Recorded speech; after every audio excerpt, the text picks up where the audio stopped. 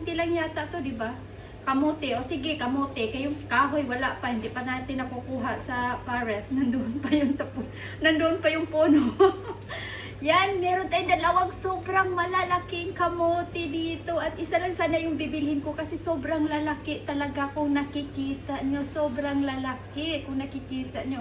Kasi sa akin, enough na yung isa. Pero dalawa yung binili ko kasi para ipakita sa inyo na sobra talaga dito.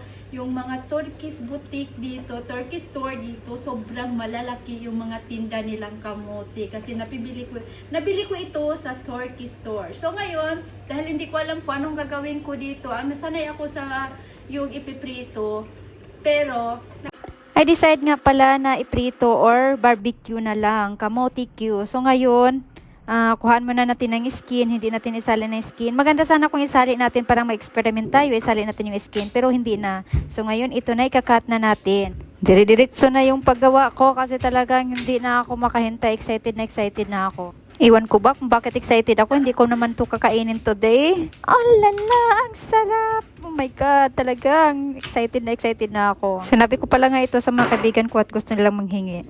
So ito, ilalagay na natin dito. Isa lang po ito, hindi na natin sinama yung isa kasi sobrang laki talaga at sobrang dami na. So ito ay ginawa ko ngayon. Pero it's not mean kakainin ko to ngayon kasi may pagkain kami ng anak ko. So ngayon, baka bukas na to makain. Gusto ko lang gawin ngayon. At ito na, simulan na natin mga pangga. Ay naku, excited na ako. Alam niyo ba, hindi ko to naman makakain today. Kasi tapos na kami nag-dinner ng anak ko at may snacks na kami or pang dessert namin. Pero gusto ko lang talagang gawin kasi alam ko bukas na wala na akong oras early morning kasi trabaho na naman. Ang sarap ng baon ko sa trabaho sa susunod na araw. After nating naluto lahat, tayo ay nagpainit ng oil tapos lalagyan natin ng brown sugar. Yan po ang ginagawa ko. Kailangan lang natin tanggalin yun muna para hindi masunog. So, ngayon, ipa-smelt lang natin ito at pag may smelt na, ilagay natin yung mga tapos na kamote. So, yan po. Ganun lang po kadali ang paggawa. So, sa ganito naman sanay ako kasi ginagawa ko na to. Or ginagawa ba? Hindi ko ginagawa. Bumibili lang ako dati sa Pilipinas. Wala kaming pera pang bili ng sugar dati. No. Sana po na ay talagang napasok na naman ako ulit sa mantika. Diyos ko. ng mantika. See the result. Parang nasa Pilipinas lang, di ba? Tingnan nyo. Wow. Pwede natin kumain ng masasarap na pagkain sa Pilipinas.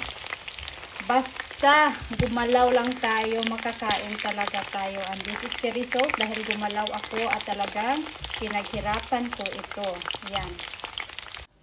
At ito na po yung resulta. Tingin pa lang masarap na as hindi ko inakalang makagawa ko kasi nga sa sobrang pagod galing sa trabaho. Sinsya na yung anak ko naglalaro ng Roblox kaya merong music. Ay talagang nilamon ko na kahit sobrang init talagang hindi ko na mapigilan at gusto ko nang lumamon. Ay sobrang sarap talaga. Sabi ko nga sa mga kaibigan ko, sinend ko ito ay sabi nila pa-order daw. Ang problema ako lang kakain ito, hindi kasi kakain itong anak ko, kaya every time gagawa ko ng mga ganito, hindi talaga kakain at ako lang talaga mag-isa, walang kaaway ako dito. Thank you for watching mga pangga, nakakain ako ng ganito dahil sa pagtsatsaga ko talaga kahit sobrang pagod galing sa trabaho.